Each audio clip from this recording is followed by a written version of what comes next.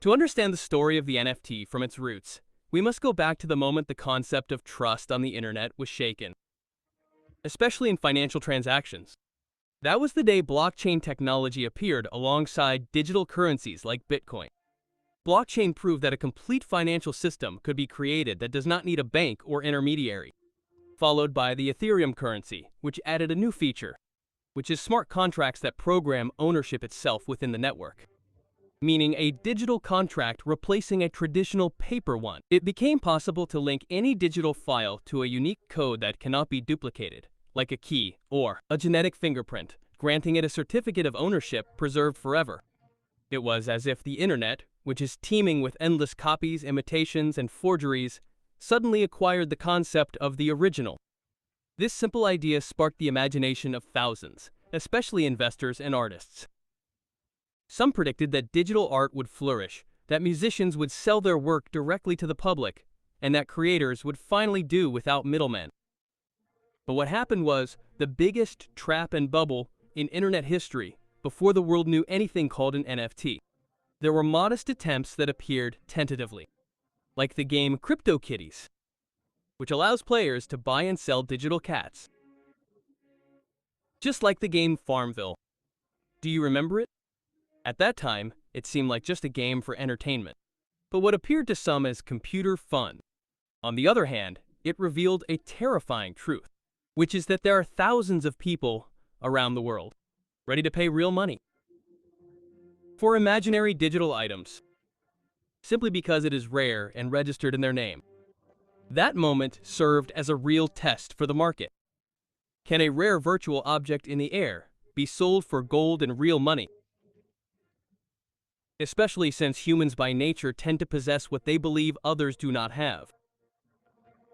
A few years after the release of CryptoKitties, everything remained quiet. Until one day, the bomb exploded. When the international auction house Christie's offered a digital work by the artist Beeple and sold it for $69 million. The shock was too great to comprehend. The news quickly became a trend everywhere. Newspapers put it on their front pages. Channels talked about it for hours and days. Investors felt a thrill, agreeing that a new treasure was born before their eyes.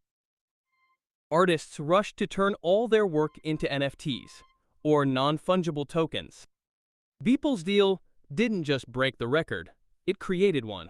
A new standard, a formal declaration, that virtual art now had the same value as the masterpieces of great artists in every field. Suddenly, everything became possible, and the barrier of imagination collapsed. A photo, a tweet, a video clip, or a scribble your little daughter drew on paper. Even a joke could be sold for thousands or millions of dollars. If this isn't madness, then what is?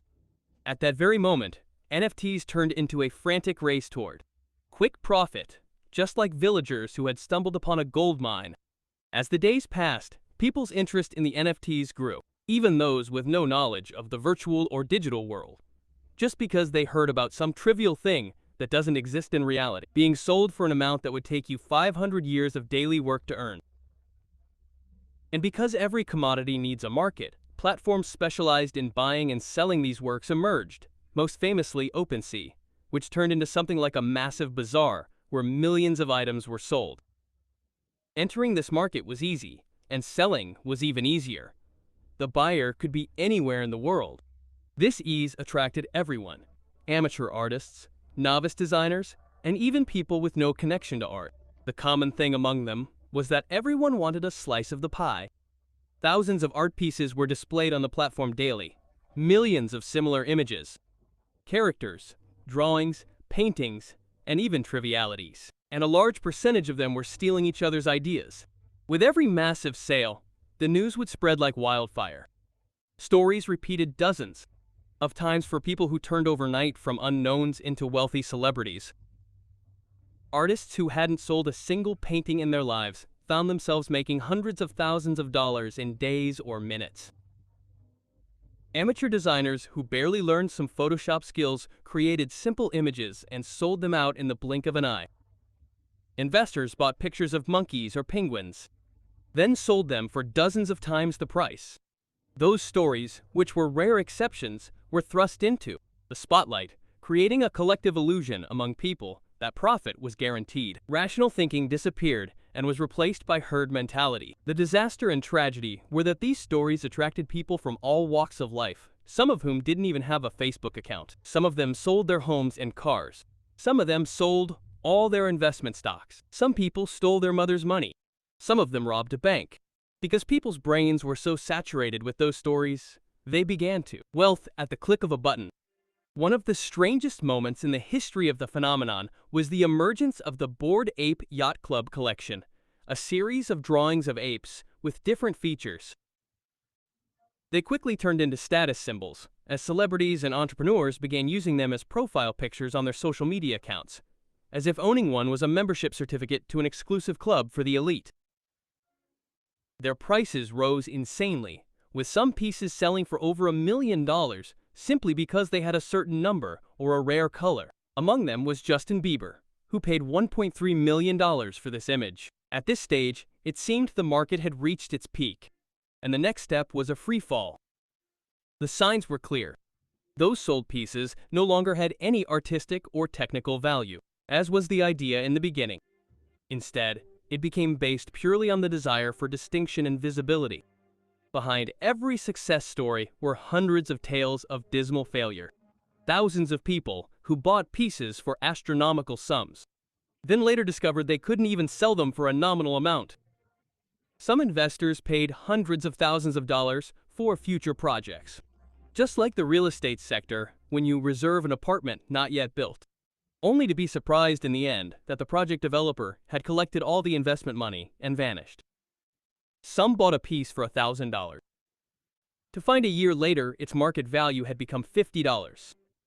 Apes, aliens, and pixel images were literally selling for millions. What's painful about the subject is that many buyers and investors were young. They invested all their savings and everything they owned. They even borrowed from banks, believing they were riding the wave of a guaranteed future.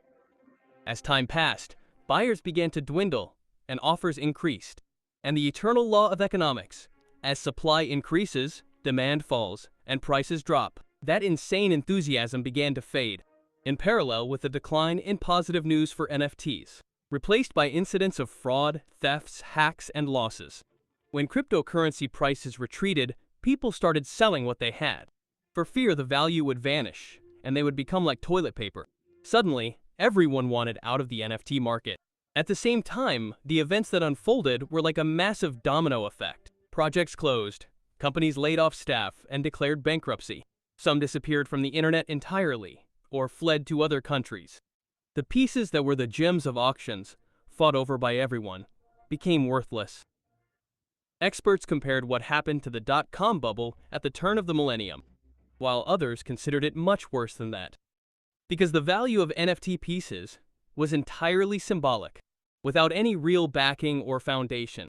There is a famous proverb that says, "Once the dust settles, we will know if it was a horse or a donkey underneath." And the truth revealed that the cause of all that clamor was nothing but a donkey. The most important question asked then and now remains: were NFTs one of the biggest scams in modern internet history? The answer is yes and no. The technology itself that NFTs relied on is already used in many fields, such as digital ticketing or proof of ownership. However, what happened was a large psychological and economic bubble that burst quickly. One of the most famous stories of people who lost everything they had in NFTs belongs to the famous artist and singer Justin Bieber. In January 2022, Justin Bieber bought a Bored Ape Yacht Club for 500 Ethereum, which was worth about $1.33 million at that time. This was during the peak of the NFT craze, where celebrities were competing to buy digital monkey pieces. As tokens of belonging to an exclusive club, Bieber paid a very high price, compared to the original price of the collection at that time. It wasn't even rare in the first place, while he bought another monkey for about $440,000. Today, according to 2026 statistics, the price of the monkey dropped from $1.33 million to only about $12,000, which means a loss estimated at 99% of its original value. Neymar Jr., the former Barcelona player, bought a monkey piece numbered 5269 for about $570,000. and another monkey numbered 6,633 for $480,000. Today, their combined value is a few $1,000s. As the total loss exceeded $800,000 on these two monkeys only. Not to mention his ownership of a large collection of NFTs. Eminem bought a monkey numbered 90055 for about $450,000. Its value dropped to less than $90,000, with a loss reaching $365,000. And Eminem was one of the most prominent promoters of NFTs. Logan Paul bought an NFT from the Azuki collection for $623,000. Its value is now only about $10,000 to $15,000, which is a loss approaching 98%. Overall, he lost millions on all the NFTs he owns. The famous singer Snoop Dogg also bought a famous NFT piece called Right Click and Save As Guy, for which he paid nearly $7 million. The value of the piece dropped significantly by over 90%. The list of celebrities involved in this trick continues, including Madonna, Steve Aoki, and Gary Vaynerchuk. However, regarding losses, you can never compare people who are already wealthy with those who sold their belongings and savings, only to have their lives ruined. If they had won on a single NFT, their lives could have turned around for the better. As for the rich and famous, the price of one NFT is something they might spend on a single trip to the Maldives or Hawaii. But why and how did people believe this illusion, the illusion of scarcity? The whole thing comes down to psychological analysis. First, the human brain is programmed to value rare things. For example, this coffee cup. If we assumed there were only 100 of them in the entire world, its price would surely be millions of dollars. But since it is just an ordinary coffee cup, its price does not exceed $1. What makes gold expensive and iron cheap is the scarcity of the former and the abundance of the latter. NFTs, on the other hand, created scarcity, but it is artificial. A picture you can copy and download from Google whenever you want, an infinite number of times, was suddenly given a unique number and signature, just like a fingerprint. Here, the brain treats it as a rare artifact. Second, the fear of missing out, FOMO. When you see others winning, you feel like you are being left behind. Social media multiplied this feeling, especially with the spread of stories about imaginary profits at a time when news of thousands of losses was being blocked. The end result was that thousands of people rushed to buy at once, and thus demand increased, and prices rose with it. Third, the herd mentality. If everyone is buying, it must be real and profitable. That is how the collective mind has thought since the dawn of time, and still does. But history proves with evidence and proof that the herd is usually heading towards the abyss. Fourth, gambling under the mask of investment. When you buy something and do not know if the market will rise or fall, and you build your profit expectations on that, you are simply not investing. You are gambling, fast buying, fast selling, and waiting for the big score. The story of NFTs is literally a mirror of human nature. It revealed people's appetite for quick wealth, even at any price, and showed the willingness of some to believe in illusory promises. If some were able to sell pictures for millions of dollars, the day will come when air will be bottled and sold as something rare for thousands of dollars before the buyers discover that what they bought was nothing but air.